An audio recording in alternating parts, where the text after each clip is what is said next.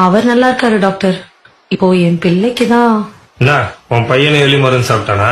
இல்ல டாக்டர், அவனுக்கு loose motion. இது யாருமா? என் மாமியார் டாக்டர். சரி, பேர சொல்லு. சுபா. சுபாவா? என்னம்மா பார்க்க ஆம்பளை பையனாட்டா இருக்கா, பொம்பளை பேரை வச்சிருக்க? என் பேரு டாக்டர் உன் பேரை யாருமா கேட்டா? உன் பையன் பேரை சொல்லு. சரவணன். வீட்டுல நாங்க செல்லமா சரண் சரண் தான் கூப்பிடுவோம். நீ எப்படியோ கூப்பிட்டு தொல. பையன் எப்படி வெளிக்கு போறான்? கதவு திறந்து வச்சா போதும் டாக்டர், அப்படியே வெளியே ஓடிடுவான். அதனால நாங்க எப்பவுமே கதவை பூட்டியே வச்சிருப்போம்.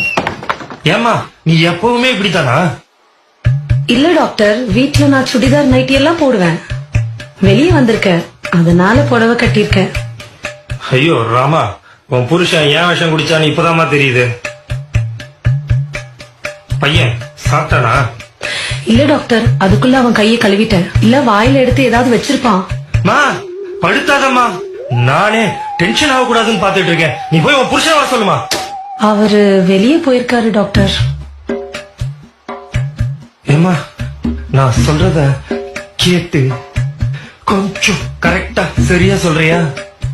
சரி டாக்டர். பையன் வயிற்றுக்கு ஏதாவது சாப்பிட்டானா? இல்ல டாக்டர், பால் மட்டும் குடிச்சான்.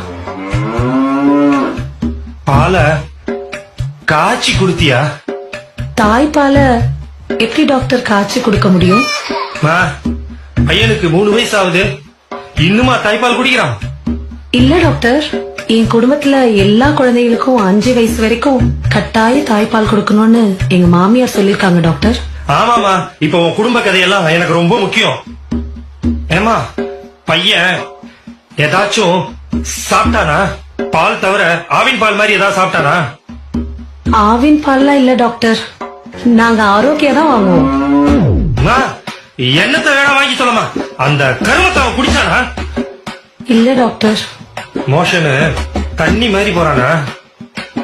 இல்ல டாக்டர், கொஞ்சம் சாம்பார் மாதிரி போறான். என்னது சாம்பார் மாதிரி போறானா?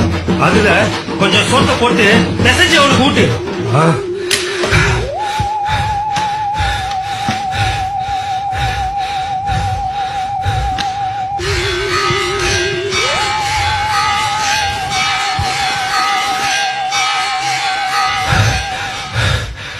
இவளை எப்படியாவது பேசி துரத்திடணும், இல்ல நம்மள சாவடிச்சிருவா.